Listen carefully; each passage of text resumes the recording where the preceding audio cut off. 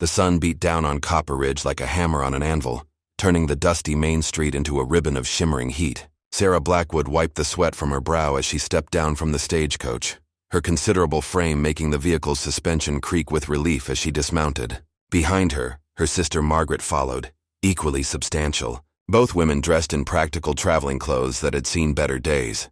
The moment their boots hit the ground, the snickering started.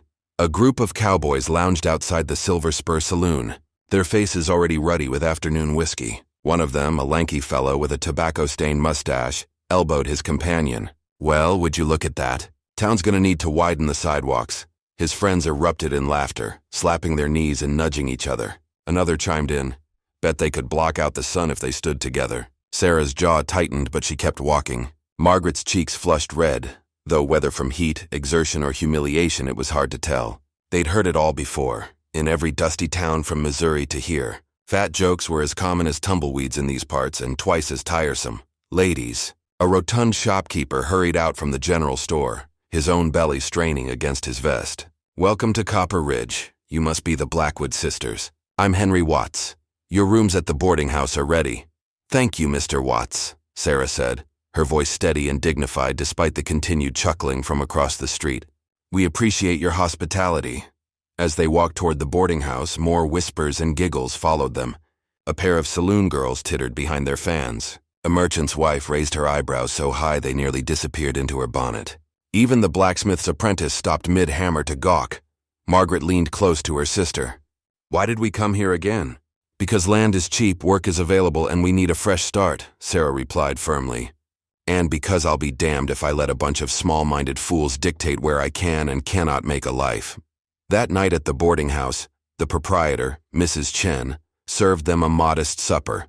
She was a weathered Chinese woman who'd seen her share of prejudice in these parts and had no patience for fools. "Don't mind those cowboys," she said, pouring coffee. "Most of them can't ride worth a damn anyway. All had and no cattle, as they say." Sarah smiled at that. "We're used to it, Mrs. Chen, but thank you. What brings you to Copper Ridge, if you don't mind my asking?" "Work," Margaret said. "We heard the Thornton Ranch was looking for help." Mrs. Chen's eyebrows rose. "The Thornton place? Well, they're always looking. It's a big operation. What kind of work you looking for?" "Kitchen, laundry, whatever they need," Sarah said. But there was something in her eyes that suggested she was capable of more than that. The next morning, the sisters set out early for the Thornton Ranch, a sprawling operation 5 miles outside town. The walk was long and hot, but neither woman complained. They'd walked farther in worse conditions. The ranch itself was impressive. A large main house, multiple barns, extensive corrals, and pastures stretching to the horizon. Dozens of cowboys moved about their business, tending horses, mending fences, hauling hay. They found the ranch foreman, a grizzled man named Dutch Carter, near the breaking pen. He looked them up and down with barely concealed skepticism. "Thornton said he'd hired some women for the house," Dutch said, scratching his stubbled chin. "Kitchen's that way. Cook will tell you what needs doing." "Thank you," Sarah said politely. As they walked toward the main house, they passed a group of hands near the corral. The same mockery began. Snickers, whispers, crude jokes delivered just loud enough to be heard. Think they could sit on a bronc and break it just by weight? Probably break the saddle first. More laughter. Margaret's hands clenched into fists, but Sarah touched her arm gently. "Not worth it," she murmured. They spent the day in the kitchen under the supervision of an elderly cook named Rosie, who was kind but firm. The work was hard, hauling water, scrubbing pots, preparing meals for 30 men. By evening, both sisters were exhausted. Over the next week, they settled into a routine. The mockery continued, but it became background noise like the constant wind that swept across the plains. The cowboys would laugh and joke, and Sarah and Margaret would ignore them, focusing on their work. But Sarah often found her eyes drifting to the breaking pen, where young horses were being trained. She watched the cowboys attempt to break spirited mustangs, noting their techniques, their mistakes, their occasional successes. More often than not, they'd end up in the dust, their pride bruised along with their backsides. On the 8th day, everything changed. It started with a commotion near the main corral. Shouts rang out, followed by the thunder of hooves and the splintering of wood. Sarah and Margaret rushed outside with the rest of the household to see what was happening. A massive black stallion, easily 16 hands high, with a wild eye and foam flecking its muzzle, had broken through a corral fence, and was now rampaging through the ranch yard. Cowboys scattered like startled chickens as the beast charged past, kicking and bucking. "That's Diablo!" someone shouted. "He's loose!" Mr. Thornton himself came running from the house, a tall man in his 50s with silver hair and a commanding presence. "Get a rope on him. Don't let him reach the open range." But the stallion was having none of it. Every cowboy who approached with a lasso was either evaded or nearly trampled. The horse was magnificent in its fury, raw power and untamed spirit given flesh. "He'll kill someone," Dutch Carter yelled. "Or himself. Boss, we need to corner him in the big barn." For 20 chaotic minutes, the entire ranch worked to herd the stallion toward the large barn at the north end of the property. Finally, with much shouting and strategic positioning, they managed to drive him inside. The moment he entered, hands slammed the doors shut behind him. Everyone gathered outside, breathing hard, nursing scrapes and bruises. "Well, we got him contained," Dutch said, wiping his forehead. "But we've still got a problem. That horse is worth a fortune if we can break him. Finest bloodline in 3 territories. But he's already put 2 of our best breakers in the doctor's office this month. Nearly killed Tommy last week." Thornton paced, running his hand through his silver hair. "I paid $5,000 for that stallion. He's supposed to sire the next generation of our herd. But if we can't break him, he's useless to us. Can't even get a saddle on him without him trying to kill whoever's holding it." "We could try the Martinez method," one cowboy suggested. "Hobble him and break his spirit slow." "No," Thornton said firmly. "I won't have a broken horse. I need him strong and spirited, just trained. But none of our men can stay on him for more than 3 seconds." He looked around at his assembled cowboys, his expression almost desperate. "Any pro-horsebreaker among you? Anyone with real experience? I'll pay triple wages to whoever can break that horse proper." Silence fell over the group. The cowboys exchanged glances, but no one stepped forward. They'd all seen what Diablo could do. "Boss, maybe we should send to Denver," Dutch suggested. "Heard there's a specialist there, fellow named Cordova. That'll take 2 weeks, and we can't keep that horse penned that long. He'll hurt himself trying to escape." More silence. The sun beat down. Somewhere in the barn, Diablo kicked against the walls, making the whole structure shudder. Then quietly from the back of the crowd, "I can do it." Heads turned.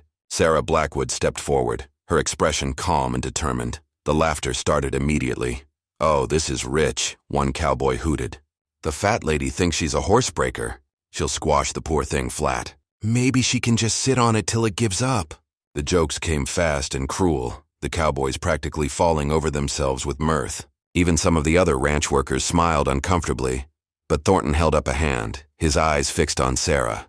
"You're serious. Dead serious, Mr. Thornton. You've broken horses before?" "Since I was 12 years old. My father ran a horse ranch in Kentucky. I've broken everything from Arabians to draft horses. Worked with problem horses specifically, the ones everyone else gave up on." Dutch Carter scoffed. "With all due respect, ma'am, breaking horses is hard physical work. It requires strength, balance, timing, and understanding," Sarah interrupted. "Weight is less important than people think. It's about reading the horse, moving with it, not against it, and knowing when to push and when to yield." Thornton studied her face.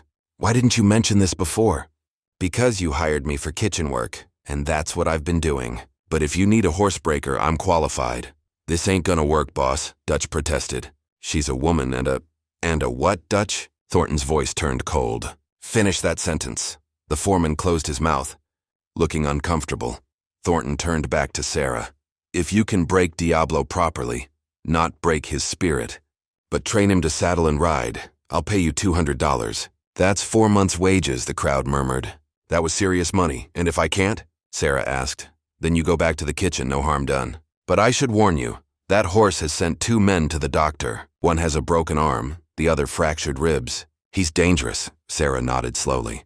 "Give me 3 days with him. No one else in the barn. I work alone. 3 days?" Dutch sputtered. "It takes weeks to break a horse properly." "Not if you know what you're doing," Sarah replied. 3 days, Mr. Thornton. I'll need fresh water, feed, a saddle, bridle, and privacy. And I'll need my sister to bring me meals and check on me morning and evening." Thornton considered this, then extended his hand. "You've got a deal, Miss Blackwood." They shook on it while the cowboys looked on in disbelief and continued amusement. "This I gotta see." One muttered. "Gonna be the shortest 3 days of her life." Another predicted. Margaret caught up with Sarah as she walked toward the barn. "Sarah, are you sure about this? That horse looks like he could kill you." Sarah smiled. the first genuine smile she'd worn since arriving in Copper Ridge. "Maggie, this is what I was born to do. Trust me." Inside the barn, Diablo paced in one of the large stalls, his black coat gleaming with sweat, his eyes rolling white. When Sarah entered, he immediately charged the stall door, teeth bared, hooves striking. She didn't flinch. Instead, she pulled up a stool about 10 feet from the stall and sat down, making herself comfortable, and then she simply watched. Hours passed. Diablo continued to pace, to charge periodically, to display aggression. Sarah just watched, occasionally making soft sounds, not quite words, just gentle noises that carried no threat. When Margaret brought dinner, Sarah ate it sitting on that same stool, never taking her eyes off the horse for long. "What's your plan?" Margaret whispered. "First, he needs to see me as part of his environment. Not a threat, not a challenger, just there, like a tree or a water trough. That's it? For now." Outside, cowboys gathered near the barn, listening, placing bets on how long she'd last. Most gave her less than a day. Through the night, Sarah dozed on the stool, waking periodically. Each time, she found Diablo watching her, his pacing slower now, his curiosity evident. By morning, the stallion was no longer charging the door. He still watched her warily, still paced. But the frantic edge was gone. When Margaret arrived with breakfast, she found Sarah in the stall's doorway, not inside, but standing in the entrance eating an apple. "Sarah," Margaret hissed. "What if he charges?" "He won't. Watch." Diablo stood at the far end of the stall, head high, nostrils flaring. Sarah took a bite of her apple, the crunch loud in the quiet barn. The horse's ears swiveled forward. She took another bite, then tossed a piece into the stall. Diablo didn't move toward it, but his eyes tracked it. This continued throughout the day. Sarah would move a little closer, never directly toward the horse, always angled away, showing her shoulder rather than facing him head-on. She'd eat, hum quietly, occasionally toss apple pieces. By evening, Diablo was eating the apple pieces, though he still kept his distance. "You've got 2 days left," Dutch Carter called through the barn door. "Sure you don't want to quit while you're ahead? You made your point." "No point made yet," Sarah called back. "Come back tomorrow." That night, she slept in the stall.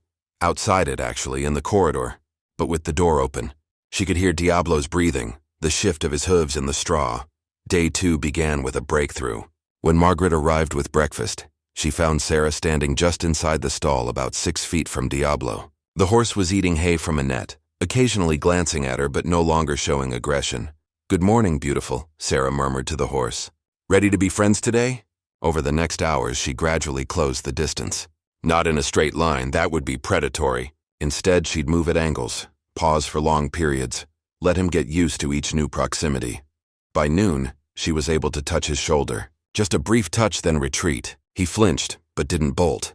By evening, she was running her hands along his neck, his back, his flanks. Diablo trembled but stood still, his eyes showing more curiosity than fear now. "Tomorrow," she told him, "we dance." Outside, the betting had shifted. A few cowboys were now wagering she might actually do it. Day 3 began with saddling.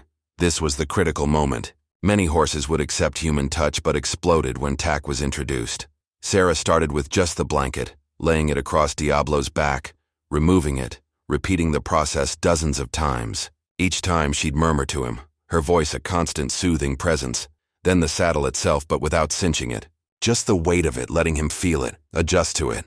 "You're not being conquered," she told him. "You're learning partnership." Big difference. By midday, the saddle was cinched, and Diablo was walking around the stall with it, tossing his head occasionally, but not bucking. "You're magnificent," Sarah said, running her hand along his neck. "Strong and smart. You don't need breaking. You just needed understanding." The bridle came next. This took another hour of patient work, getting him to accept the bit, to let her handle his head. By late afternoon, Diablo stood fully tacked, and Sarah was ready for the final test. She didn't mount in the stall. That would be foolish. Instead, she led him, after more patient work with the lead rope, out into the barn's central aisle. Margaret had opened the main doors, and Mr. Thornton stood outside with what looked like the entire ranch's population behind him. "She's bringing him out," someone shouted. The crowd watched in hushed anticipation as Sarah led the great black stallion into the afternoon sun. He pranced and tossed his head full of energy, but he followed her lead. In the center of the yard, she stopped. Diablo stood beside her, magnificent and powerful. "Here goes everything," she muttered. She put her foot in the stirrup. Diablo's skin twitched, but he didn't move.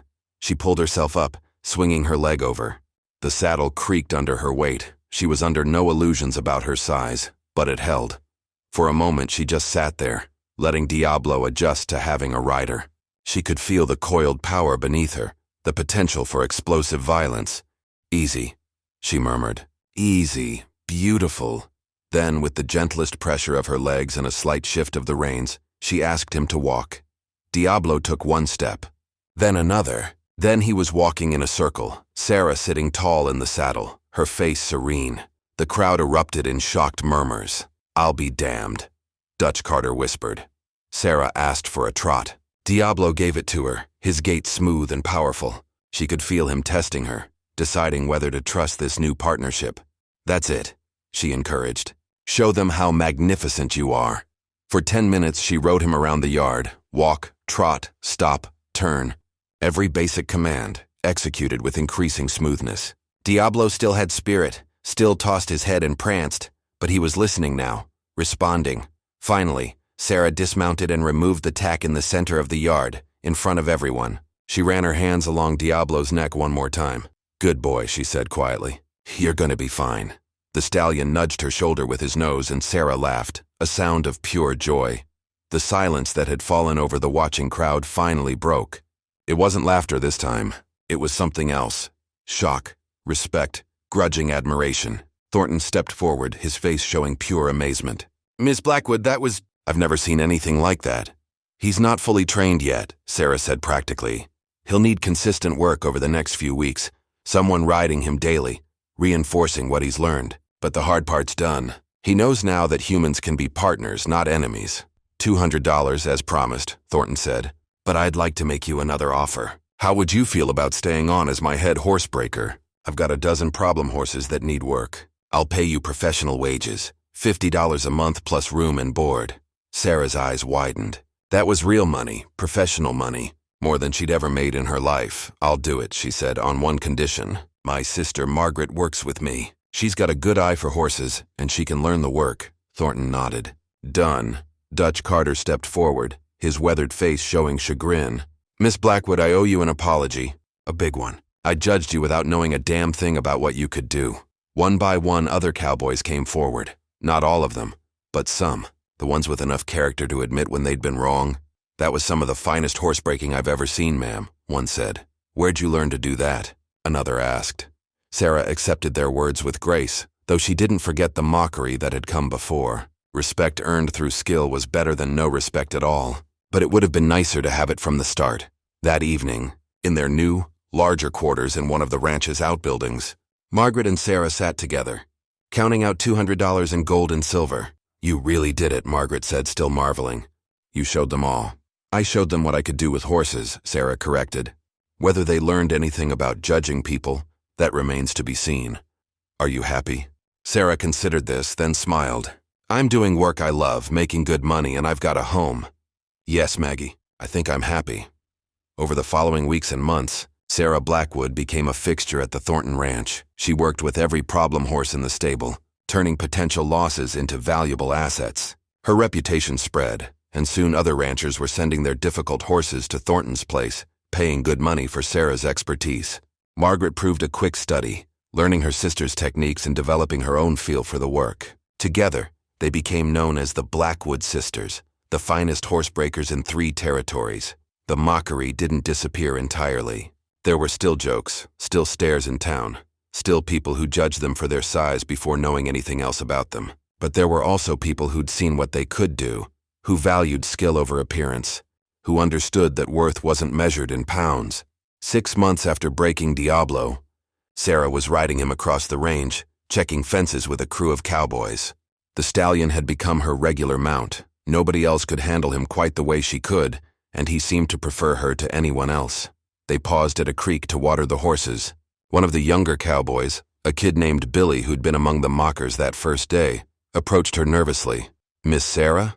he said. "I was wondering, would you teach me some of your techniques? I'm good with horses, but I've never seen anyone work like you do." Sarah looked at him, remembering his laughter that first day. But she also remembered being young and foolish herself, and how much she'd appreciated it when people gave her second chances. "Sure, Billy," she said. "First lesson. A horse can always tell what kind of person you are. They don't care what you look like or how much you weigh. They care about whether you're calm, confident, and kind. Funny thing is, those qualities work pretty well with people too if you ever want to try them." Billy flushed red but nodded. "Yes, ma'am. I'm sorry about, that first day. Water under the bridge," Sarah said. "But don't forget the lesson." As the sun set over Copper Ridge that evening, painting the sky in shades of gold and crimson, Sarah Blackwood sat on the corral fence with her sister, watching their latest project, a skittish mare, gradually calm down in her new surroundings. "You know what I think?" Margaret said. "What's that?" "I think Dad would be proud of us." Sarah smiled, remembering their father, who'd taught her everything about horses and nothing about letting other people's opinions define her worth. "Yeah," she agreed. "I think he would be." In the distance, Diablo whinnied from his pasture, and Sarah whistled back. The stallion came galloping up to the fence, pushing his massive head over the rail to snuffle at her pockets for treats. "You're spoiling him," Margaret laughed. "He earned it," Sarah said, producing an apple and holding it flat on her palm for the horse. "We both did." And as stars began to appear in the darkening sky over the Wild West, Sarah Blackwood, professional horsebreaker, sat contentedly with her sister and her horse, exactly where she belonged, not despite who she was, but because of everything she'd proven herself to be.